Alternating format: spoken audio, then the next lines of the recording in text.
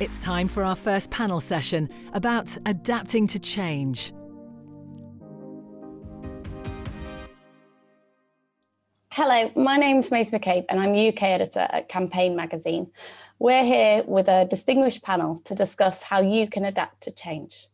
DANI, would you like to introduce yourself? Yeah, sure. Hi, I'm DANI BASSIL. I'm the Chief Exec of Digitas in the UK. I have been CEO, I think, for about 3 years. I've been in advertising in some form or other for 22, not to give away my age too much. I have a 1-year-old, a wonderful husband, and 3 dogs who I really hope don't bark during the session. So if they do, I apologise. Yeah, that's me. Not at all. We get extra points if we have dogs and children in the session. You might get both today. That'd be lovely. Jo? Hello, I'm Jo ELVIN. I'm the editor at You magazine, the magazine that comes with the Mail on Sunday. I too have been there about 3 years this month. I was the launch editor of Glamour for many years before that. Yeah, and I think, you know, for somebody who doesn't really like change, I realised when I was looking through the questions today, kind of picked the wrong career being a print journalist, because there's been nothing but for the last 3 decades. But yeah, we can talk about that. And I too am at home with husband and 15-year-old daughter, which is a whole different kettle of fish to a 1-year-old, and a dog who turns 11 today, who is very yappy. So yes. Oh, lovely. And LEILA? Hi, I'm LEILA SIDDIQI. I'm Associate Director of Diversity and Inclusion at the IPA. We are the trade association that represents advertising agencies, over 300 of them up and down the UK. And I've been there exactly 10 years. And I have a background in marketing and strategy, which is the way I look at DNI through a strategic lens. And I am living with my new husband in central London. Sarah? Hi, hello, I'm SARA TATE. I am the CEO at TBWA London, coming to my 4th year. Ooh, mind you, last year was either a very short year or a very long year. I can't really work out. And I am currently languishing at home with my 4-year-old and 5-year-old, so more potential exciting interruptions. Lovely. Unfortunately, my kids are at nursery, so you won't get to see them. But yeah, ask me later, I'll show you some pictures.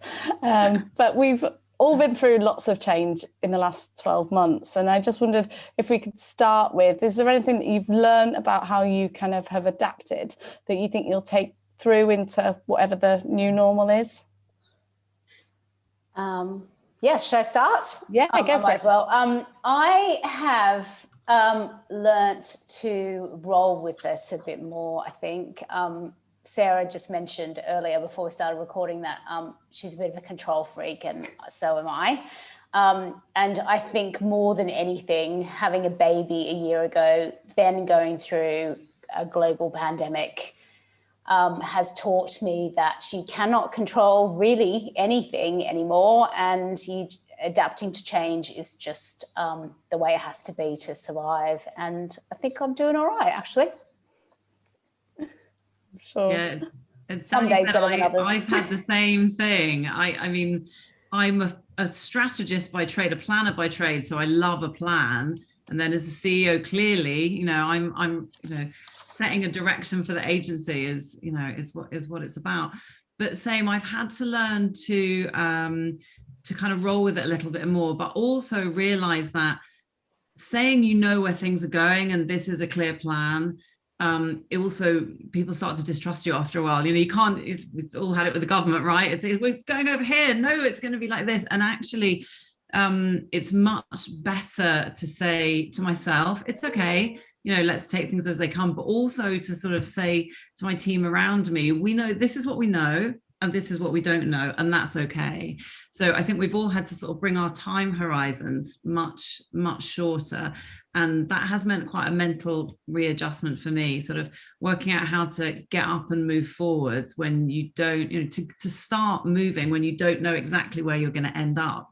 There's been quite a change. I hope I'll retain that ability as things hopefully get more certain.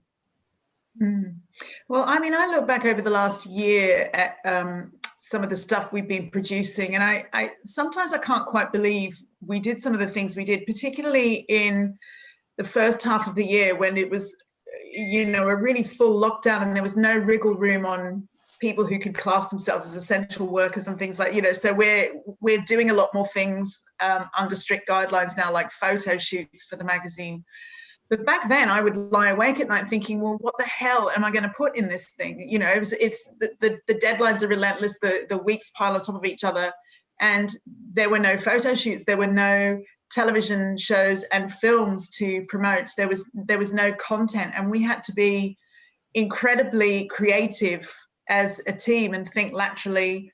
And I'm really, really proud of us for still somehow managing to produce a magazine and a website every week for as many weeks as we did, and have some really quite good sales figures as well, actually. So I think that if anything like this happens again, I'll know I can do it.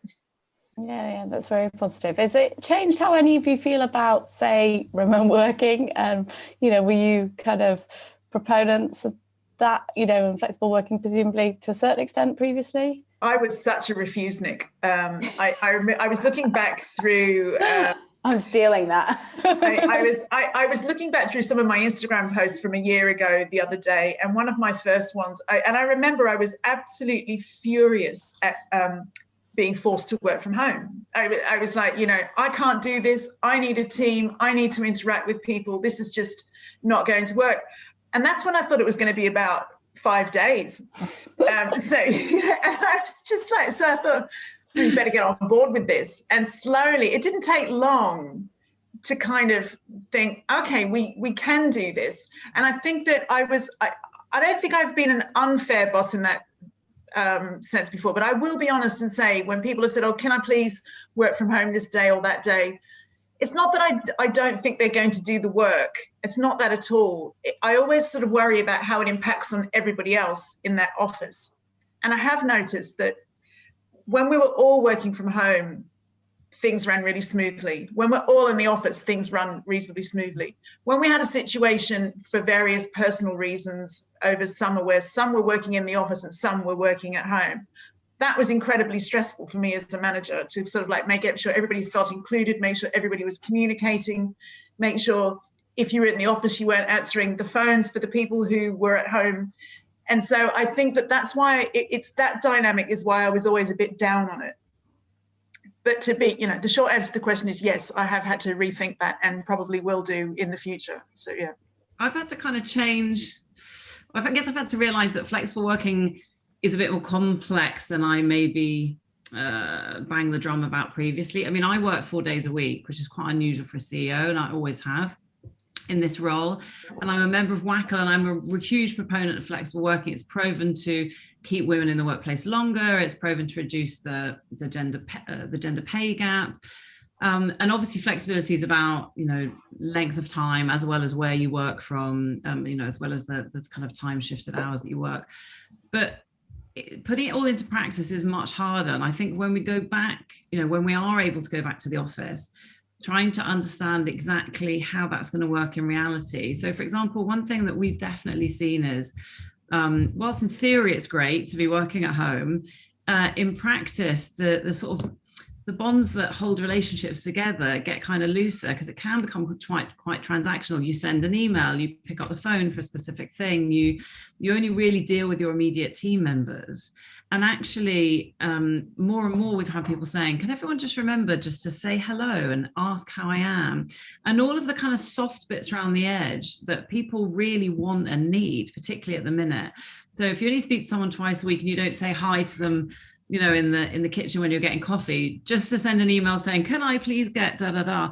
And so it's sort of brought back into focus the fact that the soft stuff is the stuff that relationships are built on. How that then translates into a workforce where some people may be physically present all the time, some people may be working from home all of the time, or hybrid in between, I don't know the answers for, but it certainly made me realize it's really complex to get it to work for everyone, not just to do the work. Everyone will do the work, but to also make people feel cared for and known and seen, and, you know, and all of those things. I think that's such a good point, Sarah, because with regards to things like promotions, women in leadership positions, having more ethnic diversity in leadership positions, basically having any minority group get ahead. All of that stuff is really, really important, as is mentoring, as is coaching, as is constantly learning on the job. And I think that is a big hurdle with remote working. You are doing your job and you're probably doing more of it because it's nonstop, like you said. But where is the time to actually be either learning by seeing or observing, or going into a meeting and just kind of looking at what your boss is doing, or, you know, or even trying to do like courses and things. I think there's no time for people to really kind of sit back and say, okay, this is time for my self-development now. Yes. People are actively thinking, no, we must be seen to be working, you know. So you've got that as a big challenge. And then I think, like you mentioned, the kind of the mixed mode, you know, i.e. having, say, 5 people in a meeting room in the office and then having 4 people on Zoom for the same meeting is you know, quite challenging actually, because those who aren't in the room are going to be missing out on that post-meeting huddle, which is so important sometimes, because that may be where the decisions are made. You have less schmoozing time, you know, all of those things, which are just part and parcel of working life. Whether they're good or bad is a separate debate altogether. But I think it's really, really complex. So I know a lot of firms are trying to organize this in such a way that either everyone's in the office or no one's in the office at certain times. And I mean, I don't know how we're going to do it at the IPA either yet. But I think it's just really interesting because it's going to bring so much complexity, even though, of course, the, you know, shirking from home stigma has sort of disappeared now, and nobody really is looking forward to like the same old kind of grim 5-day-a-week commutes. But then there is all of this practical stuff of how we are going to equip ourselves in order to make sure our talent is happy and fulfilled and constantly learning and, you know, improving. Yeah, and how we don't end up with a kind of 2-tier workforce of people who are there all the time. They get to benefit from being seen and benefit from the post-huddle conversations. And then other people, you know, working parents, for example, who might choose for reasons to work more flexibly, who are sort of out of the picture sometimes. It's quite complex in terms of how we hopefully allow flexible working to create more diversity and inclusion, and not create less. Yeah, definitely. And we also found we have about a dozen apprentices every year, and we found for that new intake, we realized how difficult it was, because you're right, LEILA, they're not learning from anybody by seeing, as in being in the office. And so we really had to adapt how that works for them and how we train them, etc., because we realized that they may be missing out on that, which is such a crucial part of your development, I think, when you first come into any workforce, especially ours, I think. So the more junior people, the ones that I sort of felt the most sorry for, I think all of like us who have been around the block a few times probably, you know we can just call whoever and we're confident enough to be able to do that. But if you're very junior, I think, and you may lack that confidence, or you don't know how to, those are the people that we really needed to look after, especially last year, I think. I agree. But hopefully we did a good job. Yeah, we have. So we run an apprenticeship program at the IPA, and we've actually had to pause that for a few months because we're starting again in September, because our training providers said that your employers, i.e. your member agencies, are just not, you know, there's not enough jobs at the moment. And you know, for the first time, we can't actually, it's legitimate enough reason, you know, it's difficult to hire a young person. And, you know, when we're all working remotely, because they just need someone there, you know, to kind of acclimatize themselves with.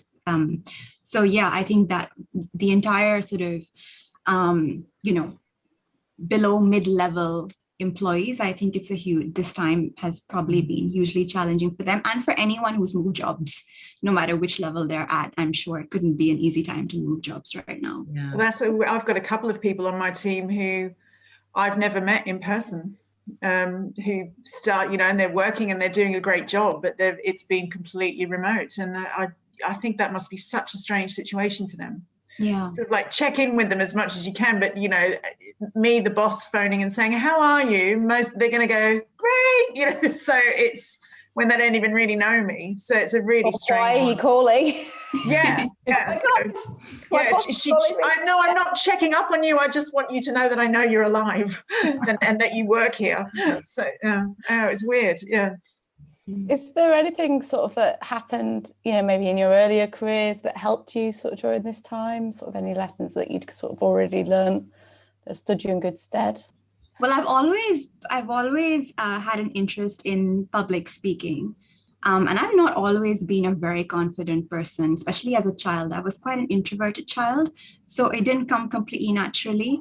But I think with anything, if you practice it enough, you know, you eventually get there. And I'm still learning, but I think that has stood me in really good stead, like having the ability to just be able to speak to an audience and try and, I don't know, you try and capture, I mean, you have to be authentic, you have to know your subject. But then there's this other thing of just being interesting, I suppose, which is everyone is interesting, but getting that to translate on screen, especially over Zoom in such a short period of time, and to stand out, that's pretty tough. So I think that's something that has really helped me. That experience of doing so many talks and all of that has helped me, you know, get more comfortable with the virtual world. Yeah. Joe, was there anything you wanted to build on? Yeah, well, I was saying to you earlier, I got made redundant from a job 4 years ago that was, you know, I'd done for nearly 20 years. And that was so, you know, so that tells you something about how much I love change. But that was a great job. It was just a really great job for a very long time. And it was the right time to go. And it was, you know, the business changed, and I understood all the rational, logical reasons, and I understood it wasn't personal, but it felt awful. It was scary. You know, who am I? What is my identity without this role and this, you know, this title and all of those things that you go through that are not just about the can I pay the mortgage, you know. But I genuinely think that going through that like huge change all of a sudden at the end of 2017, obviously the coronavirus was a completely different thing. None of us have ever known anything like it in our lifetimes. But it definitely gave me the resilience tools to think, well, you thought that was going to be a big disaster and somehow you carried on. So I think that, and maybe it just comes with age, you know. I mean, I'm 51 on the weekend, and I maybe there's just, thanks. And then maybe, it's going to be great. It's, you know, maybe the more experiences you have, the more, like I think you were saying earlier, Sarah, is like, you know, not everything, there's no one situation that's all brilliant or all terrible, and you just learn that change is the only constant. Yeah, when we were chatting earlier, I said I was always very career minded, and I had really clear plans about what I was going to do. And then the one thing that came along that completely sent me sideways, where I had to learn to let go of plans that I had, and accept that things might turn out okay, was when I first got pregnant. And I got pregnant with twins, and I was like, great, I can just have one maternity leave, and I'm going to be one of those women who's like working at their desk while they go into labor, and I won't miss any time. And I mean, hilarious. And then I found out halfway through that one of my daughters wasn't going to survive, and it just went into just a nightmare car crash overnight. Cut to in the hospital every 15 minutes, pretty much never at my desk, and just was not able to really engage with work at all. And then after I had the baby, I was all over the shop, and I think I had such carefully laid plans, you know, and I'd been working for years for everything to be laid out, and I just had to let it go. And also it was such a trauma at the time that I thought, I'll never come out of it. I'll be running around the streets in my nightdress, you know, kind of screaming, and I'll never come out the other end. But actually I'm fully clothed and normal, and now have two lovely kids.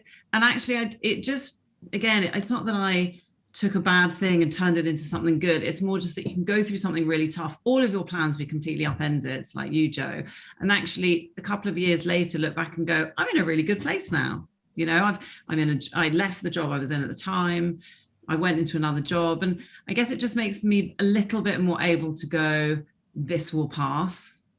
And that might be an age thing because life throws so many things at you, but I'm sure, you know, even very young people will come out of this pandemic with such a depth of resilience that they never knew they had. You know, never for a minute thought that they would be able to get through this year and kind of come out the other side intact. And yet we have, hopefully. Did you want to build on that, DANI? Yeah, I was going to say I didn't have as traumatic a pregnancy as you, Sarah, but I did have lots of issues where I was in hospital a lot. You deal, I think, as a woman or as a human or whatever, you just deal with whatever's coming at you, and that's just how we're built, and we survive those things. Well, I certainly felt like I could survive that, and I did. And I also think being in this game, I don't know how you guys felt, but I, you know, grew up in Australia, and advertising, it was a very male-dominated industry. I was always told I'd never get anywhere, or made to feel that I would never get anywhere. And I came here, packed all of my stuff into one suitcase, which is, you know, an experience in itself, and came over here as the, you know, Aussie wanting to travel and work or whatever. And I was always told, mainly by men, that I would never become senior for various reasons. And then I just sort of did it. And every time I got knocked back, I just used that. And I think that is resilience, a bit like what Joe said.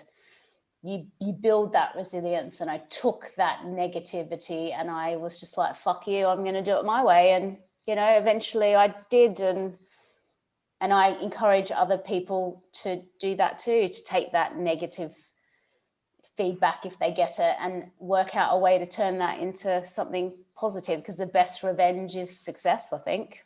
Mm-hmm. Wow, well, thanks for sharing such personal stories, guys. I'm sure that'll be, you know, really, sorry to hear your experiences, but it's just really positive to hear how you're able to kind of see them, I guess, a few years on.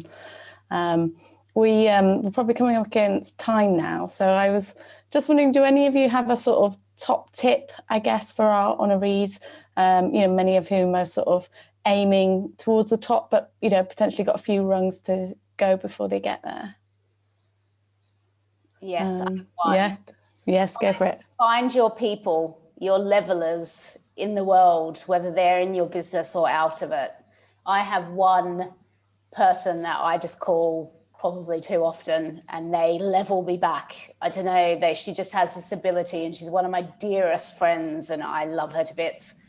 But you need those people in your life to balance you back, I think, especially as the pressure mounts when you get more and more senior. So just find your people and love them and cherish them, and they will get you through it. Thanks, Sarah. Ask for help. I'm still terrible at it. You know, and forever you feel like if you ask for help, people think you don't know how to do it. Well, shock horror, no one knows how, you know, and particularly, you know, there's one thing which is, you know, particularly at the minute, there's a lot of stuff that people don't know how to do. But also I've realized that not asking for help and not asking lots of questions actually slowed me up learning. You know, some guys I know just have no problems asking and asking and asking. I'd always be too busy trying to look like I knew. So just ask for help. No one's judging you, and you'll learn a lot quicker. But, you know, it's still a thing that I have to practice. LEILA, you're next of my tiles. Yeah, I think the I've got this sort of 1/3 rule, which I didn't apply to myself earlier on when I should have, but I think it's a good one. So I think with regards to distributing your energy, having sort of 1/3 of your energy or your working time allocated to your actual job. So seeking out sort of the high value opportunities, making sure you're constantly learning, you know, improving and honing your craft, whatever it might be. And then having another 1/3 of your time sort of allocated only towards networking, which is so important in our industry. And it doesn't have to be networking in like the traditional sense of having to dress up and go to a wacko gala or, you know, or an event or an ad week event or anything. But by networking, it's just finding your tribe, like Dani was saying earlier, just making sure you have a mentor, friends, peers who you can bounce ideas off of. And then 1/3 of your energy should go into planning and asking for money, which is something that I haven't done in my early careers. And I wish I had been a little bit more confident to be able to ask for what I think I deserve. And I think that is a problem a lot of women face. And in this country, people don't like to talk about finances and money, which is fine. It's a very personal thing. But I think it's part and parcel of working life. So getting a pay rise and getting money, especially when you're on the way to the top and you're kind of in maybe a mid-level position, is so important, because the more you don't do it, the more eventually it's going to be very hard to do. And that'll be, and even if you think you don't need a certain amount of money right now and you're getting your job satisfaction and everything, it'll catch up with you later. And because life changes, you have kids, you think about family or whatever it might be. It doesn't have to, all women don't want to have kids, which is fine too. But I think, a huge part of gender inequality is economic inequality. Yeah. And I think, we talk so much as an industry about social mobility, and we've got all these amazing initiatives to reach people from diverse backgrounds. What about our own house? Like, what about the social mobility disparity that's going on within our own organizations, where we're not being transparent about pay at all levels? So I think that's something to keep in mind. Yeah. Right. Thanks, Jo. Well, I was just going to say, if you are looking for change, the best advice I ever got when I was sort of like having a bit of a stagnant career time was like, to echo what you were saying, LEILA, about networking and Sarah asking for help, sort of combining those two things. I found the best advice I ever got was, just make a pact with yourself to meet with one person a week, and not necessarily anything to do with a direct connection in your industry or direct connection to the next level you want. Just to sort of like get different experiences, ask advice from all different kinds of people in different professions. And I just found that such an incredible way to kick my brain this way and that, and to think about my skills in ways that I hadn't ever thought of before and what they could be used for. And I just thought that was really, really useful advice to take forward. Lovely. I think that's a great place to end. Thank you so much for your time. I hope it was useful to everyone out there, and we look forward to watching your careers from afar. Thank you. Thank you to Maisie and the first of our 2 panel sessions today.